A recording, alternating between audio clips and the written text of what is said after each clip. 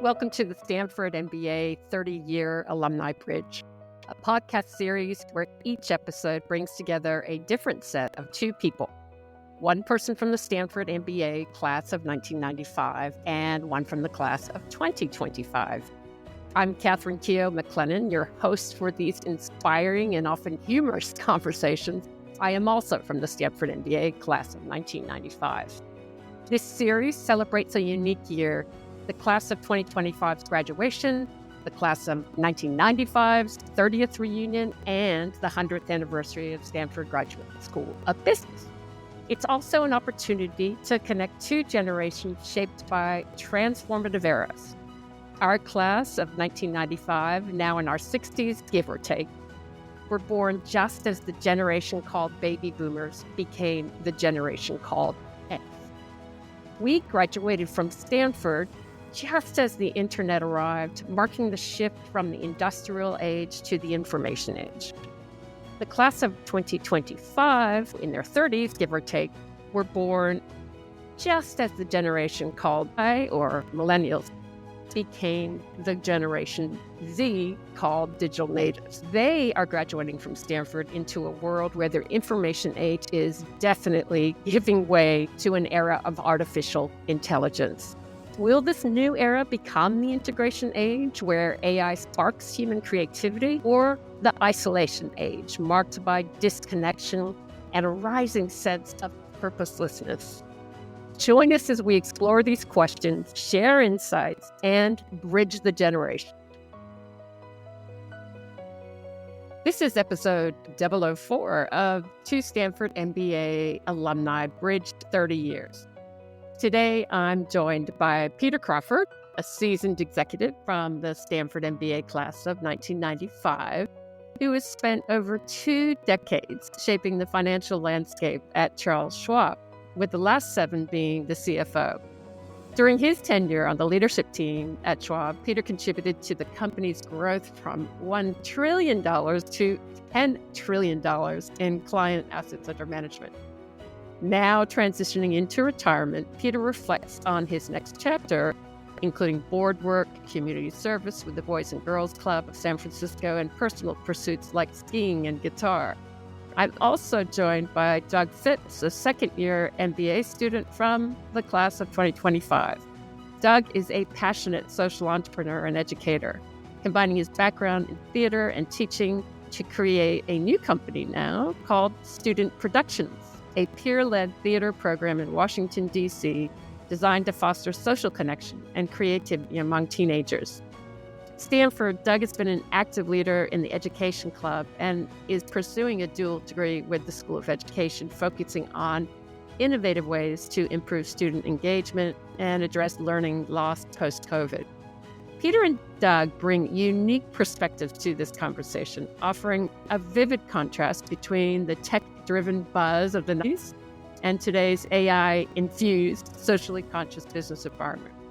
Peter shares reflections on leadership, purpose-driven work, and the importance of cultivating a client-first culture at Schwab, while Doug provides insights into the evolving educational landscape, the role of AI in writing and learning, and the growing emphasis on sustainability and inclusion at Stanford. Together, they explore what has changed and what remains timeless about the Stanford MBA experience, the future of leadership, and how the decisions we make today shape the world for the next generation. Welcome, Doug and Peter.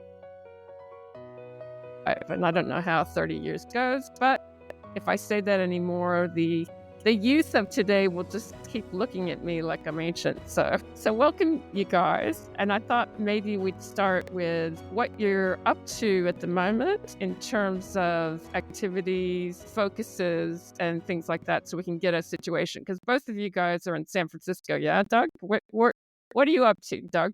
Yeah, I'm out in the South Bay, live near Stanford. Nice. And I'm a second-year MBA student, as Catherine mentioned.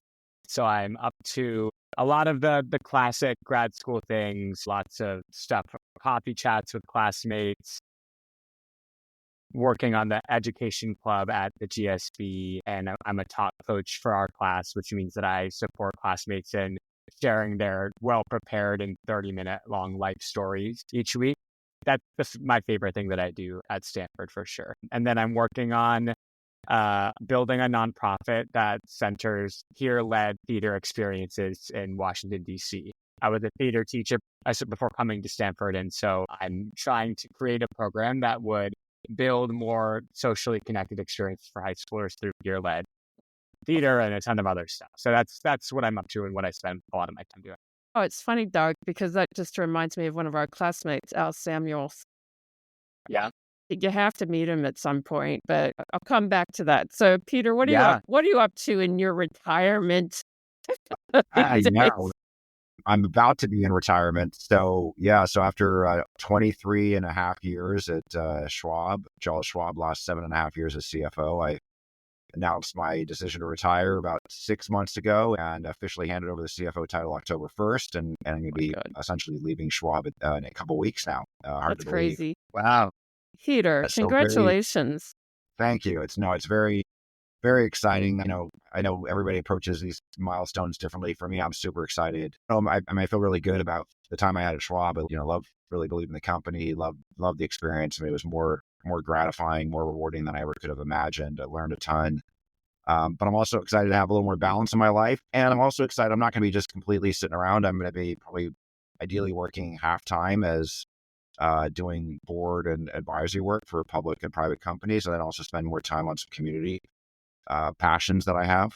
What, Peter? What's the community? Well, I'm on the board of the Boys and Girls Club in San Francisco, which is just a fabulous, fabulous organization. And I've had to take a little bit of a step back in the last, several years on that, and want to get, back engaged with that organization. And then want to do something probably more internationally focused. I'm not sure exactly what that looks like yet, but trying to leave time and sort of mind share available for that. And then also there's some sort of personal passions. My wife got me a guitar, so I can take some guitar lessons. I want to get back. I used to sing and want to do that again. I want to become a better swimmer. And then I've got a lot of we have a house in Wyoming, so hopefully spend a lot of time there doing some backcountry skiing and alpine skiing and cross country skiing, etc., and hiking, some travel. Yeah, it's kind of like it's very over. Yeah. No, I know. I'm not bored. I know. I'd be like bored. Like I'm not worried about that at all. You're still at Stanford. Peter and I and another beautiful friend, Scott Fleming, headed up the outdoor adventures, whatever it's called. Wow. Yeah. Cool. Yeah. It was very Catherine fun. did all the work though. No, I did not. It's not true. Do you guys still have that, Doug? We do, yeah. There's an outdoors club at GSB, and they host lots of trips, Yosemite for hiking, camping, skiing, and all around the area. I'm so glad. And they do it before second year too, like before the first year, because we had like a 5-day program before business school even started. Yeah, there was a Tahoe trip before school started. Oh, how cool is that? Wow. Yeah. So this is like the fourth conversation I've had. It's been pretty fascinating for me, Doug, just to understand the differences and the similarities between Stanford 2025 and Stanford 1995. I still have a hard time believing that. Yeah. I know, it's incredible. And I was just curious, what are the things you're most excited about, Doug, in learning at the moment? What's kind of stood out for you on first year and even now? When I just remembered it's Wednesday there. Of course you don't have any classes. Exactly. It's the perfect day. I forgot about Well, today is Executive Challenge. So it's also all of the MBA ones this year, and their Arbuckle Fellows are at GSB from 7 a.m. to 7 p.m. doing these extensive role plays with the alumni playing, investors of companies. And they're like, no, invest in this. And they have to sort of, role play out a bunch of scenarios. And it's a really cool experience. So the GSP community is particularly engaged on this given Wednesday, but I am at home for right now. But you're coaching. You're coaching the exactly the talks. Yeah, I think what am I most excited about learning? The question is, what am I learning that I'm most excited about? What are you most excited about? Yeah, I think that I think that I came into GSB with very little for-profit or just like financial understanding. And I think that the base classes like finance and accounting, I think many folks found them quite boring and repetitive. I thought they were super interesting. I was Love like, you guys. this is super cool. I definitely am not going to be an accountant or work in finance, but I was like, this is good stuff to know.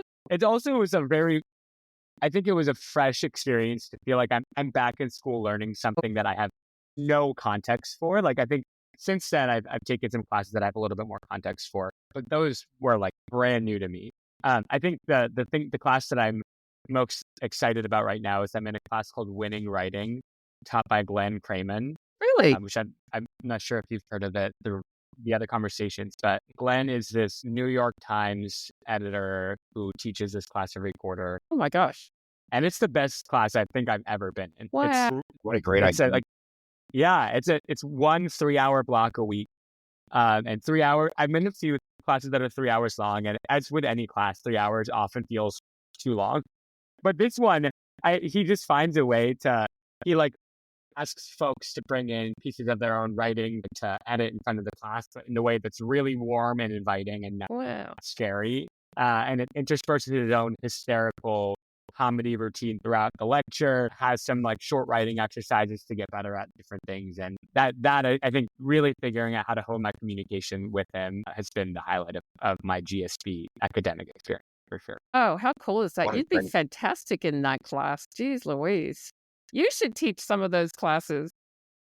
That's such a great idea. I mean, because you think about it, I mean, I think writing is one of the most underappreciated key to success. And I mean, any kind of leader in any business and leadership roles. I mean, it's so important. And yet so many people don't have that. They take all the finance and accounting classes, economics, whatever, but they don't really learn how to write well, how to write persuasively, clearly, concise. Yeah. That's Absolutely. Great idea. Peter, what do you remember? What are any classes that you stand out or learning? Doesn't have to be classes. What's the couple of things that strike you? Well, I think for me, I guess I think if there's a single class that stands out, I think you're probably gonna know it was touchy feely. Yeah, that's right. Yeah.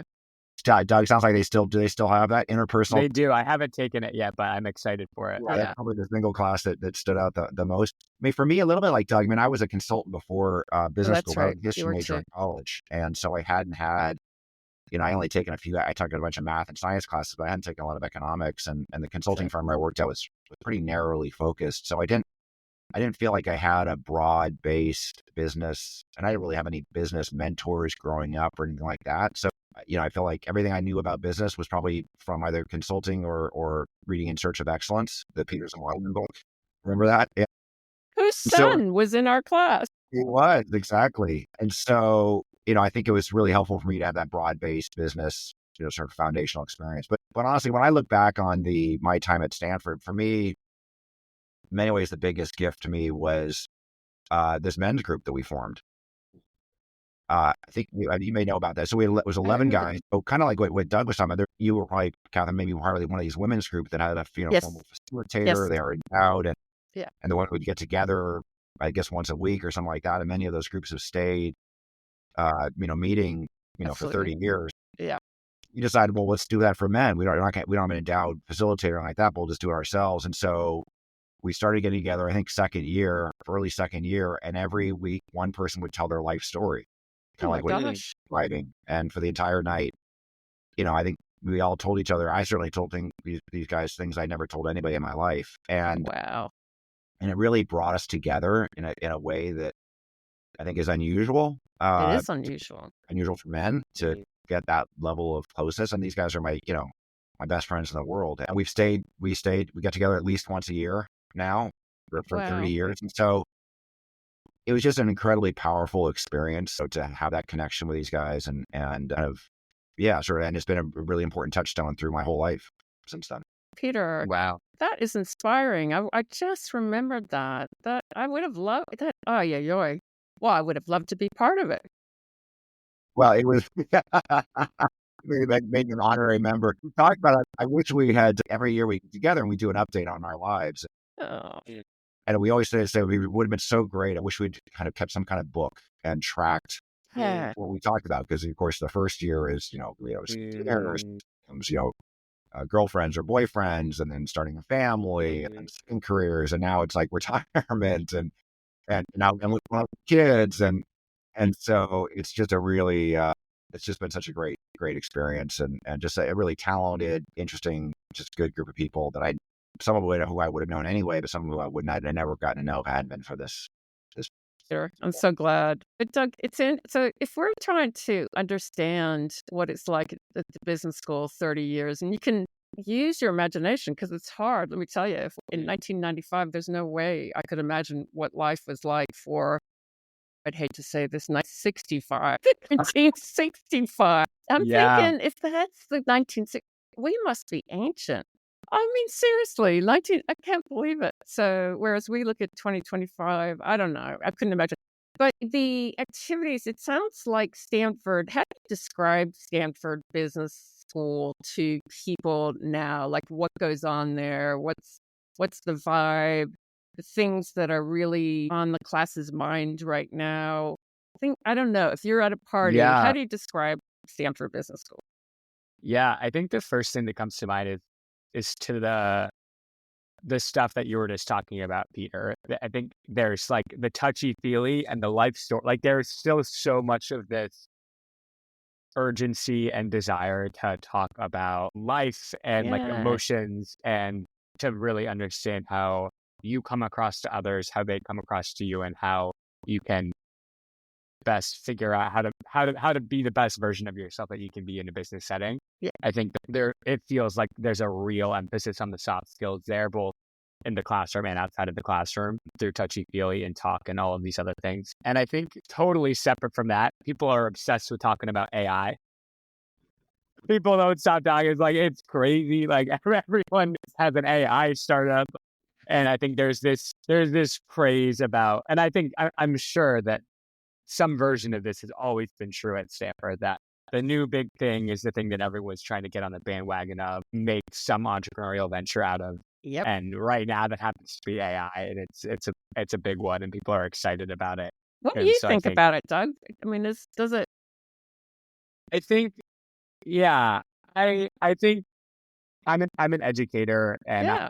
I want to work in education and supporting students in reaching their goals. And I think I have some really vivid memories of when I was teaching one student, for example, I saw her skipping class one day, and she's a straight A student. I was like, "Why are you skipping class?" And she was like, "Well, my teacher quit. So like there was a substitute, and the substitute assigned a Khan Academy module, and then like played on her phone for the rest of the class." And so she was like, "I'm going to leave." And so I think as far as ed tech goes, I think there's a lot of folks that are really excited and interested about, how AI is going to transform the teaching profession, learning, all these things. But when it really comes down to learning in the classroom, I think it's more of an execution problem than it is an innovation problem. We don't have Love it. people that are really in the room. Like, we know how to teach kids. We know how to do it well. Yeah. Like, let's get in there and do it well, not innovate 15 new tools to like maximize A to Z things with AI. So I'm really skeptical of AI's potential to move the needle on learning. I think on a personal level, ChatGPT has been super helpful for many tasks. I mean, it's interesting because you got to remember, Peter, remind us like what technology was for us coming in and then leaving Stanford. What's so interesting is you were talking about how everybody had that sort of that passion, for us, graduating in 1995. I mean, Kathy, you remember that? I remember this. There's only a couple people who went into the internet. That's right. Class in 1997, 1998, it was all internet. And unfortunately, they crashed. There was, I think, two or three people who basically, sort of started internet companies, but they were very kind of leading edge. And it was this unusual, when we had email, but we didn't really know what this whole internet thing was. So it hadn't really taken over the class, which I actually think was not at all. Right? Yeah. Because people were, there were people who were looking at very, very different things, from a career standpoint. And I think people were, generally speaking, they were very invested in the community. They were very present, I think, versus everybody sort of focusing on what they was, starting their startup, but they're sort of Stanford is more of a means to an end, but I felt like people really leaned into it and really were invested in the community, invested in the program, which I loved. And I always felt like that class, we had 350 people. And I felt like if I was dropped into a random city with any one of my just about any one of my classmates, I could go out and have a fantastic dinner and have just a wonderful time. And that's happened. It's actually happened since then. I mean, there's just a number of people I've gotten to know and run across, and like, oh my gosh, it's been really great. So, I think that was fortunate for us in terms of it was, but it's so interesting because that's why from somebody, I teach leadership, Doug, but I also reflect on culture, and we had to form this culture around, let's call it the information age, and we suddenly got information at our so-called fingertips, nothing compared to ChatGPT. But we're hitting a weird age, and you guys are going to lead us into it. And I'm so glad that you're in education. How does ChatGPT show up at the business school? How does it look? Does it solve all your case studies for you? You nailed it, Peter. Well, I think it's interesting. Last year was sort of like an experiment year. Like nobody really knows like how it's going to be used in this. And so there weren't a lot of regulations from the business school about here's how you should use it in the class. And it was totally at professional discretion. And so as a result, I think people did exactly what Peter. People were just like, I'm writing my final paper all ChatGPT all the time. Wow. I think this year there's a lot more regulation, I'll say, around like, here's how it, but for example, for finance and accounting in the core classes, there's now in-person required sort of like midterm and finals, like no tech. Whereas for us, there was tech allowed. I think one way that I'm excited about using it is in this winning writing class that I mentioned, he brings in a number of guest speakers. And one of them is a former student of his who has played around with how to use AI in writing. And he sort of compared it to like when IBM Watson came out and everyone was like, this thing, like the grandmaster, like the chess grandmaster could still beat Watson at first. But if you like combine an average person with IBM Watson, like they can be a chess grandmaster, I think, or something like that. And so like the centaur approach to writing that like, if you are like average Joe and you work, and so I've created like on ChatGPT, a GPT, like uploaded all the files from this class and like help me write. And so now every time I always write it myself first, but then I always go to ChatGPT and I'm like, can you make this better? Knowing what you know from the class, and it makes it better. And so I think there's a lot of people that are using it in that kind of use case of like, I want to get better at these things. And then there's also people that are generating it for summaries of case studies and all kinds of stuff. But it's crazy. It is crazy. And I think, Peter, we did not have such technology aids. And in fact, I remember going into, all of our exams were on these like blue books that we had to bring in and handwrite them. So I don't know if you guys even have learned how to write anymore. I think they're bringing the blue books back this year for these. Now that's a funny, like there's blue books and then there's technology. Now we're back to blue books. That's it. I think the big technology tool that we had that was, first year was Solver in Excel.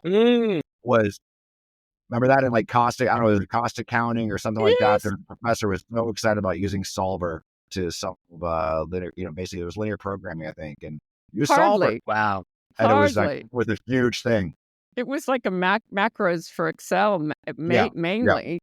Yeah. So oh my gosh, that's crazy. It'll be interesting to see how your business world is affected by AI. Peter, what were you seeing in the last few years at Schwab? How's it manifested? I would say just starting, early stages. I would say in some ways, perhaps what like Doug was saying is teaching. I mean, wealth management is a personal business. I'm skeptical. I mean, I think there are some market for people who want to get their advice and their help from a computer, but I think it's more about AI enabling a client, an actual person to be more effective, to know when to make phone calls, to be able to, have more intelligence on their client, to understand what's going on in the markets, understand what's going on in the portfolio, et cetera, and get smarter and better able to serve more clients. I would say, and that we are seeing that happening. Yep. But the client-facing application, I think, is going to be, going to be a while. It'll be a while, and it's interesting because maybe it goes to education, Doug, because someone told me the term is prompt engineering, and I was like, isn't that like Isn't that like Socrates said, how do you ask a question? Like, you still need people to help you coach how to ask the question. So I would imagine, like, Doctor, how are you going to see it as you go back into the education world? What's your thoughts about, well, I think helping kids make the best of technology. Maybe that's the question. Yeah, I think that's right. There have been a couple of cases where an old student of mine has reached out asking for help with a resume. And to those students, I'm like, first thing, upload it to ChatGPT, tell it to like do this, this, and this to make it like make your experiences like, first of all, to standardize the template and then like to add some color to some things. And then you go back in and add some details and then put it back in. So I think that's one way of like just, helping them with the deliverables. And I think there's a lot of use cases like that where writing is tricky writing is one of the hardest skills to learn. And I think it can at least get people especially young people, from a baseline of like 0 to like 50 pretty fast. I think the like 90 to 100 is the trickier thing. And it's good. That's like, we don't want AI to just be able to do 90 to 100, but 0 to 50 is great. If everyone's at a 50 and not a 0, then I think the world's a better place.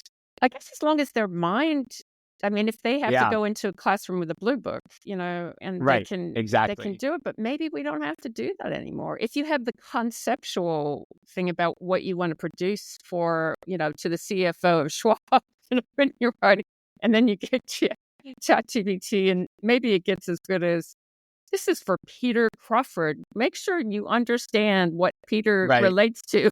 I don't know. It'll be a real stickler on such and such. Yeah. Yeah. A real stickler. Okay. So Peter, you've been in your position for 23 years. Is that what you said? Well, I've been in my company for 23 years, a lot of different positions in that time. But what have you seen as a historian, nonetheless? What have you seen of the last 23 years? Well, when did you go to Stanford? I mean, after Stanford, Peter, remind me where you went after Stanford. I went to McKinsey for about 3.5 years. I was in Sao Paulo and Hong Kong and then San Francisco, and I worked in the internet for a couple of years. Oh, the internet. Yeah. And now Defunct's company that was trying to chase Yahoo and is being the biggest media company, excited. Remember? Yeah. With actually there's a couple of classmates there, and I kind of got to the party late, basically. Yeah. Got to the party. It was like the keg was kicked, the empty cup from the floor. Like it was clearly the party was basically just not over by the time I arrived. Is that right? And that was collapsed in 2001. Yeah, 2001. Schwab. So Schwab, for that long, what would you have seen, if you can recall, like, I don't know, the top 2 or 3 historic growths or things that you had to change along the way? What were some learnings there? Well, I mean, it's amazing. It grew from a company that had, $1 trillion in client assets to $10 trillion in client assets. $10 trillion. And, very much a focus on trading to, much broader. I would say, I think there's probably, there's so many, incredible experiences, that I had. But I mean, I think one of the things that was most interesting was, 2001 through 2004 was a period of time when, I would say Schwab was on the wrong track. We kind of lost our way a little bit. Got away from clients, away from our pricing got too high. Our service had eroded. We weren't investing. And Chuck came back as CEO in 2004. It was amazing to see what can happen when you have a leader like that who says, we need to focus on clients. Wow. And that period of probably 2004 to 2008, when he stepped down as CEO, made way for, the person who's been CEO since then, who was stepping down in a few weeks as well. That period of time was such an interesting period of time just to see this, just how quickly you can turn a company of that size around, to make very, very hard calls, but just that focus on clients. And that was really neat to be part of that. I mean, to be in the middle of that. One thing that has not changed though, and I mean, Schwab is a very purpose-driven organization, very mission-driven organization. And, there's a lot of, every company says they're client-focused, but I never run across a company that takes that as seriously as Schwab does. Or one of my colleagues says, we should feel proud to have a client walk into any meeting that we're ever having and ashamed out what that client is hearing us talk about. And I feel that way. And so that's been really rewarding to be part of that. And for me, incredibly motivating. That's the number one reason why I stayed as long as I did, is once you've experienced that, it's hard to, sort of give that up, I guess. I'm not sure you would, having been, let's say, a purveyor of culture across many companies, I don't think you'd find that in many companies. I don't think you'd, I just, it's very motivating even in the last minute or so to listen to that. Yeah, it sort of, and it unites everybody, right? I mean, you Does. don't have the internal politics because it's like, hey, it's all about clients. And I think it brings people together. It attracts a certain kind. Not everybody fits in that culture. Not everyone wants that or connects with that. But if you do, I think it's just an incredibly powerful force. Well, Peter, you've been part of the leadership team, so that is totally awesome. Now, what's interesting too, then, if we go back to the Stanford Business School now, Doug, as I talk to your guys, we were only just bringing a topic called, can you imagine leadership? And it was the first time that we actually had a course like that. So how is leadership? You talked already about the touchy-feely interaction, people don't, but how is what Peter is talking about, which is the leadership ethos, focusing on the client, looks like besides, what was it, the 4 Ps of marketing or something like that? What does that look? Have you guys had exposure to that? Yeah. Tons. That's so funny that it was just beginning. I know. Not doing that because I feel like it's the bedrock of everything now. I think I mentioned this executive challenge that's happening today at Stanford. It's the culmination of a required first year fall quarter class called Leadership Labs, where every week MBA ones do a series of role plays with 5 to 6 other members of their class. So it's a consistent, they call it a squad throughout the quarter. Fantastic. And so they get to know each other really well, and get to know what each of them wants to work on for their own leadership. The essential question of the course is, why would anyone follow you? And so they try and get you to think through that and answer that question through a lot of role plays.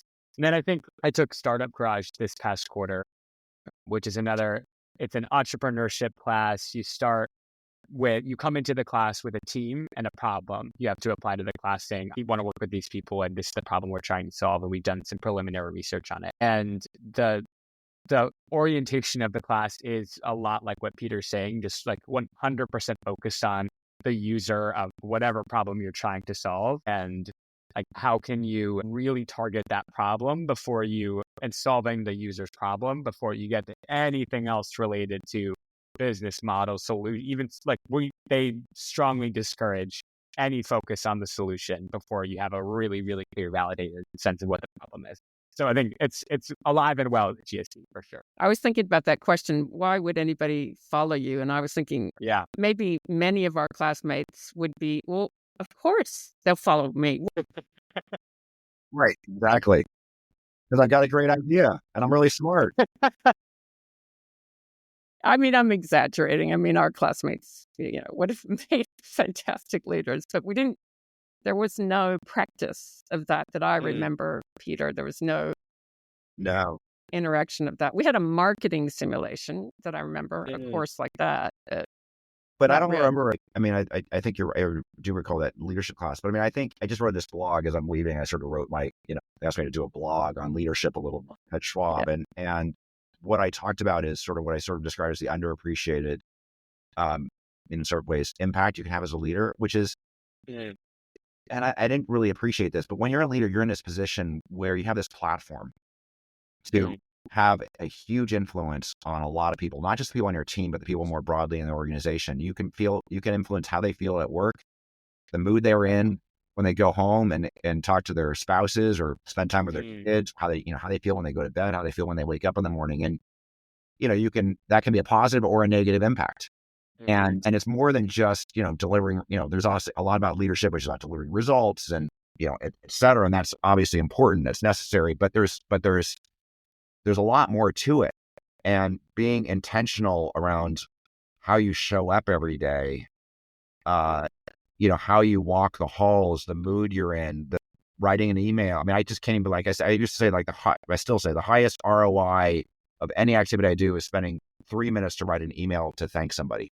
Yeah. Because it comes from the CFO. Like, people tell me that, like, I put this on my wall and I've had it for 10 years, that email, like, It's huge.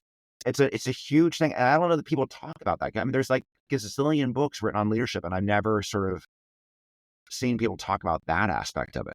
Peter, I'm so glad because one of I've coached very senior leaders, and I swear I actually take them for a walk, except for COVID. And I take them for a walk, and then I reflect on how did you feel? What was your body? Did you look people in the eye? What kind of conversations did you have? And I'm surprised, even in high 40s and 50s, people have no concept of the fact that they are the company, because you can't imagine what Schwab is. You can see the clients, but you can imagine Peter and your CEO as Schwab. And, what do we do with our president? We're not allowed to comment on any of that, by the way. But, people think of the United States, and I think, they go to the leader. So that's what is, besides AI, Doug, going into a strange world, or we think it's strange, or I think it's strange in terms of the political economies that are going on, the way we lead the world. Well, you guys really have an environmental challenge that we never considered. So what are the things that are on your classmates' minds as you go into the world next year? Yeah. Only a few months away. In just a few months is terrifying. I think environment and sustainability is one of the big ones for sure. I think there's a ton of folks in our class who are getting really creative and thinking about ways that they can create a cleaner, greener future for the world, and that's super exciting to see.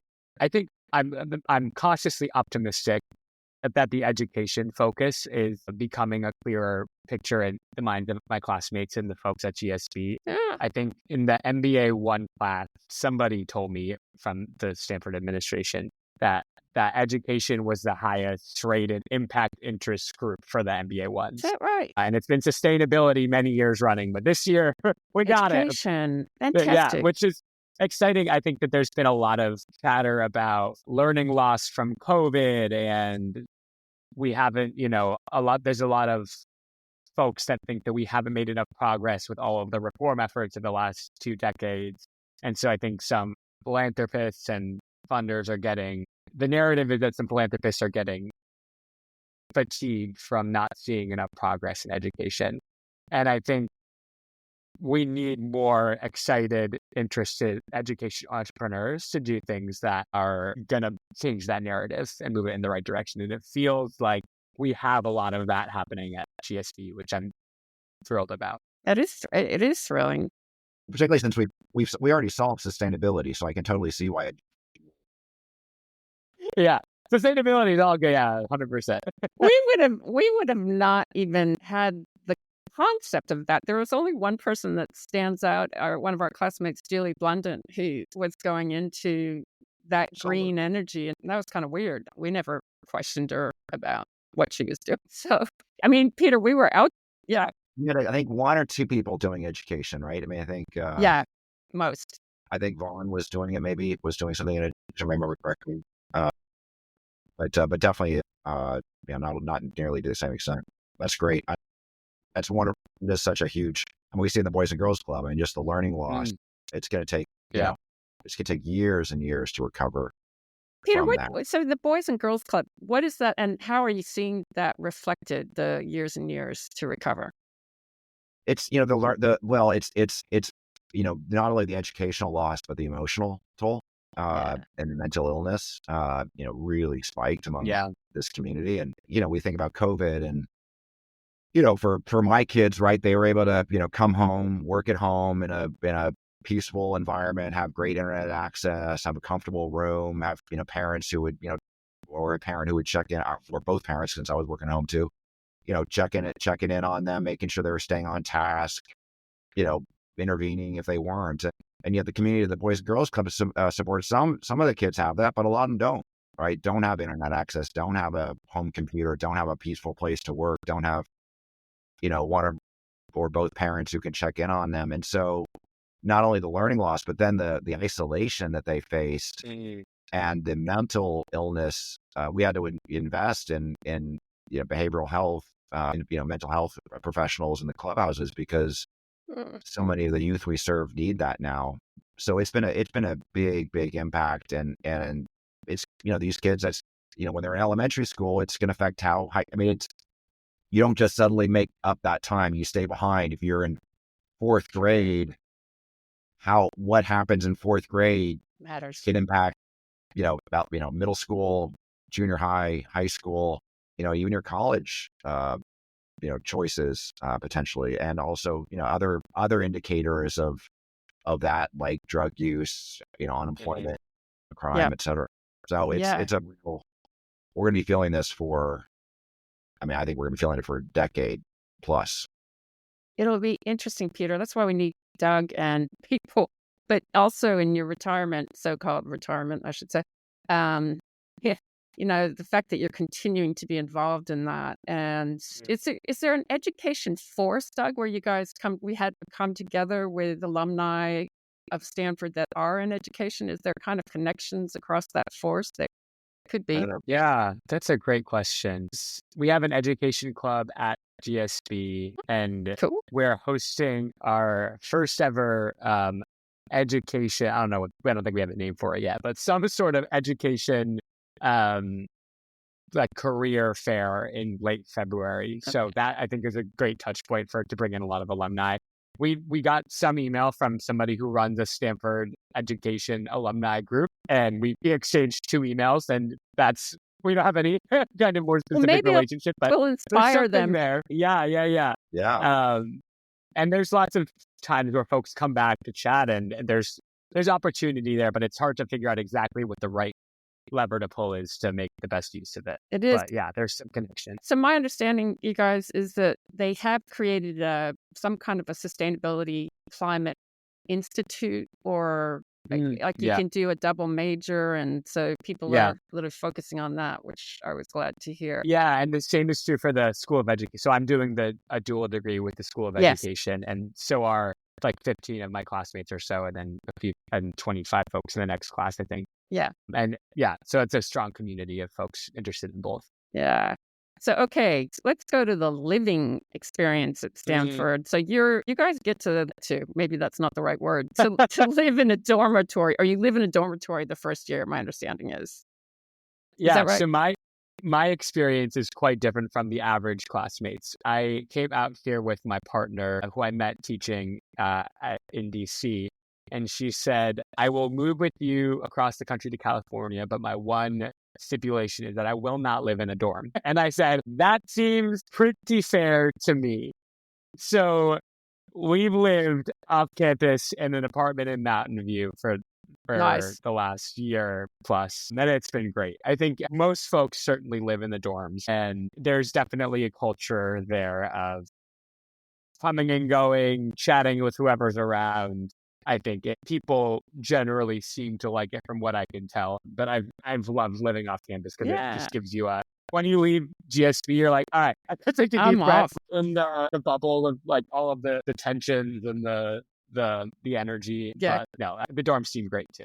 It can be overwhelming, that tension energy, Peter, because I remember that. But remember, Catherine, we had all these, folks there. I wasn't one of them, but we had these folks there who had, maybe working in an investment bank, or they're, was paying for their education, and people, people had these houses in Portola Valley and Los Altos and Woodtown and Atherton, and are probably now like $15 million houses. It's wild. It's like they still have that situation is good. Yeah, we still have them, and it's so fun. You'll have the pass downs are still, so in the first year it's all dorms, and in the second year folks usually move into pass down houses, or that's one of that's what they call it.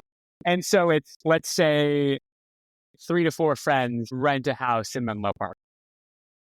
They buy some furniture, and then the next year they find 3 to 4 folks that are in the class below them, and they put a pass down fee, which is just a way of saying we paid this much for the furniture. I see. And you get to keep it, but at this fee.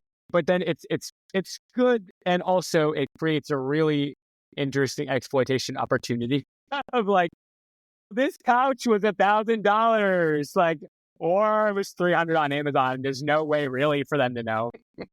And so it's a controversial system for all those reasons. But yeah, it's like you have these MBA students living in these like unbelievable homes in Menlo Park, and you're like, how did this even happen? It's so wild. That wasn't a thing anymore because of the housing market. And so Yeah. Peter, you stayed, well, no, you had a few gigs like in Hong Kong and what was my other city that I heard? Sao Paulo. Yeah, and so you've been in San Francisco now for quite a while with your job as a Yeah, cat when I met my now wife was 20. I moved back about 20 in 1997. I moved back. 1997. So obviously you've been there for quite some time. And so yeah, I am surprised, but Peter would know the area. And what have you seen in San Francisco? And not only, my understanding is it's quite bifurcated. Like there's Silicon Valley, and now there's the city of San Francisco. None the twain shall meet. What are you seeing? Well, I would say, in the late 90s, early 2000s, it was all about Silicon Valley. Yeah. We were living in San Francisco, commuting down to Silicon Valley. Then in probably the early 2000s, San Francisco became the hotbed of innovation, and a bunch of venture capitalists moved up to San Francisco, and a bunch of tech companies, were started here, grew their presence here, Salesforce, Twitter, Google had a big office, et cetera. And so San Francisco became this, really frankly, until 2019, it became a really hotbed of young, mostly tech professionals, but then also professional services as well. I know that. Yeah. And then, but I would say underneath the surface, there were some problems beginning to form in San Francisco. And then, of course, the pandemic hit in 2020, everyone from home. That was about the time that the homeless problem got worse. The drug situation got worse. And the downtown became pretty darn empty. And today, you look downtown in San Francisco versus downtown Chicago, Manhattan, Washington, D.C., it's a lot quieter downtown San Francisco. And there's, areas that are a lot of empty offices, a lot of empty retail space. I mean, Union Square is an example, a lot of empty Really? stores. And so the downtown area is still recovering. I would say, though, the neighborhoods in San Francisco are hopping. Okay. And so the housing market in the neighborhoods has continued to be very strong, I guess, for lack of a better word, and very popular. So, but people often, so when you watch some cable news outfits around San Francisco, they focus on downtown. But if you walk out of a neighborhood, whether it's my area, where I live out in the Richmond or Seacliff or, the Castro or Churro Hill or Borough Heights, I mean, those areas are hopping. Okay, that's better than some of the stories I've certainly heard on the media that you can always trust. In a story, Doug, do you guys get out much to the city or other environs, or is it still? What do you experience? Yeah, I think there's always, trips to San Francisco for parties or whatever. I mean, like trips like people rent a party bus and then but I think by and large, things are crazy. But by and large, I think people stick around the Bay, maybe do day trips out to Half Moon Bay or to Pacifica or just to go hiking in the area. Hope so. No ski but I think there are ski houses for sure. Or there's definitely folks who go on winter ski trips. There's like a 5-day ski trip over New Year's in Jackson Hole. That is a recurring tradition now. I don't know if that was around when you guys were. No, but we had but different people had ski houses, so they would have they would get a gotcha ski house. That was pretty critical because I don't think you guys have that so much. Kate, another classmate of yours, was telling me that because we don't know, we had like 4 different groups of houses. Wow. And we all rented them together, so they were permanently rented for the season. And for me, that was so important because the first year for me was overwhelming. I was like, who are these people? Yeah. And everybody seemed like they were very popular and always doing the right things. And, talk about inclusion, exclusion, which is another word we didn't have in the but the effects of that. And for me, it was great all the ski houses had different personalities. And somehow I found myself in one that really, I was like, phew.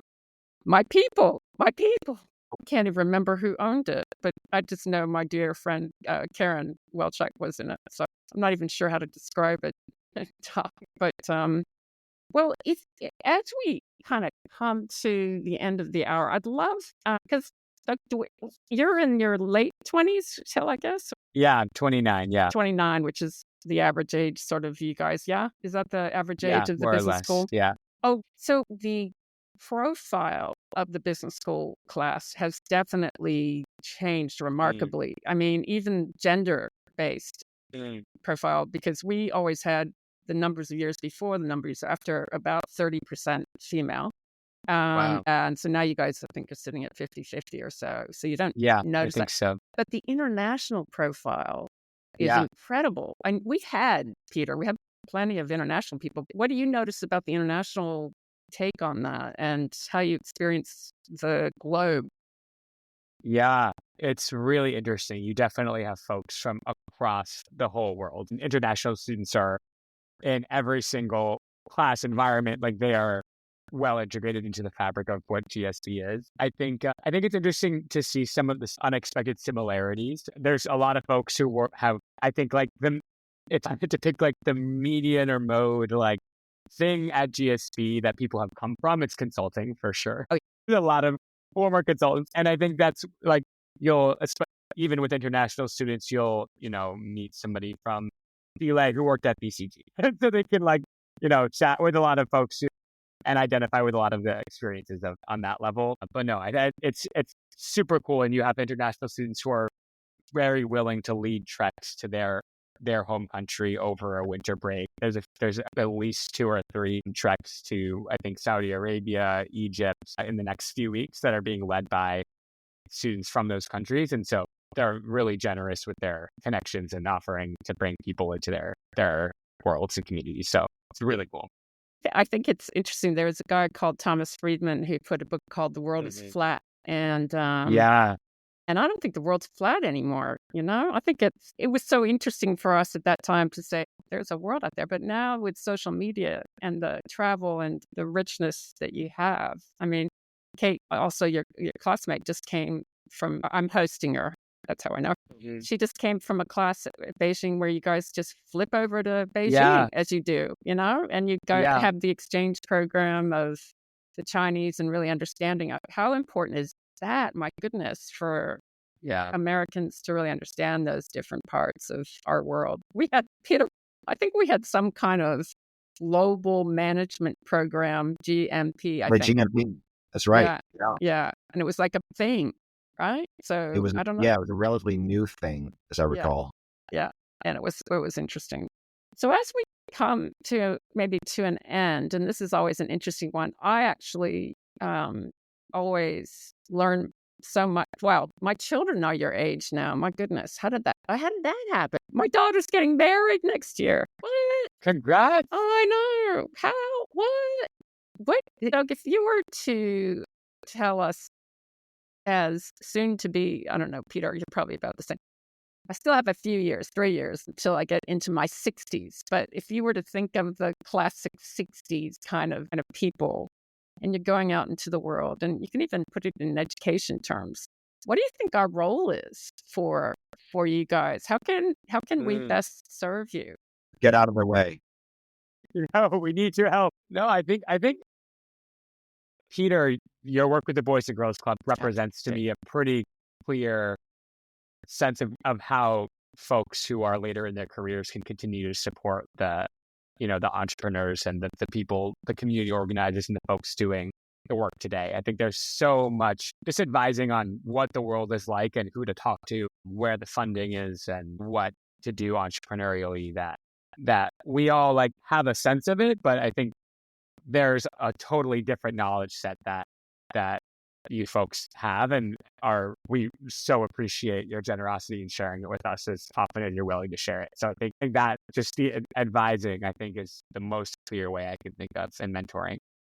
I love that. What do you think, Peter? What's our advice? I think what Doug says is spot on. I mean, there's 2, everybody's got a bunch of retirement books that have recommended to me, since I know this, but there's 2 that have been particularly powerful for me. One is Arthur Brooks' From Strength to Strength, where he talks about these 2 curves. One is your sort of mental acuity. And, if you look at that, it sort of peaks probably in your late 30s, late 20s, late 30s. And you look at lots of, which is very sad, but and that curve goes down. But there's this other curve, which is sort of your wisdom and your knowledge. And the point is, you got to jump from the first curve to the second curve, and so be more of a mentor, advisor, coach, et cetera. And that curve just continues to go up. And so I love that idea. And that's it's no accident that as I think about my next chapter, it's that. And then the other book, which I've loved, is David Brooks. First one was Arthur Brooks. This one's David Brooks, which is the Second Mountain, where he talks about climb your first mountain, which was your first career, which for many people is about, whatever, money, prestige, power, whatever. But there's this second mountain, which is much more purposeful. Now, Doug, I admire your most people's second mountain is your first mountain, which is just, and so, try to do purposeful work, not just coast into the valleys, but actually climb this other mountain, which is around purpose. And so to me, it's about how do you bring those two things together, being coach, mentor, advisor, but in with causes with people who are purpose driven. To me, that's the holy grail. Yeah. Well, Peter, it's a great way to end. Doug, do you want to just say one thing that struck you about the conversation? What struck me about this conversation is how so much has changed, and yet the kernels of everything that has proliferated today were all there when you were there. And it's so cool to hear about how leadership was like a burgeoning, new practice at GSV when you were there. And now it is like the whole institution is what it feels like now. Yeah. So it's so interesting to see how that's changed over the years. Peter, what would you take from the conversation off the top of your head? Well, for me, this has just been great. It's been great to reconnect with you, Catherine, after all these years, and great excuse to see you. And Doug, I feel like I've met a new friend. I'm really, I hope you, keep letting us know, as your kind of career evolves, please do keep in touch. And certainly if there's anything I can do to be helpful, be happy to. I'd love to. I've been talking to a couple of folks down there about how to get a little bit more involved in the school. Absolutely. Yeah. Be working with one they'd of love the you, Peter. these guys. Anyway, but I'm super excited to connect with both of you. This has been a lot of fun. This will be my most fun meeting I have with you today. For more insights and information, visit my website at kathmclennan.com. That's KATHARINEMCLENNAN.com. Don't forget to subscribe to this series so you know when the next episode will be, as we continue exchanging wisdom, connecting past, present, and future through the perspectives of Stanford MBA graduates of 1995 and 2025.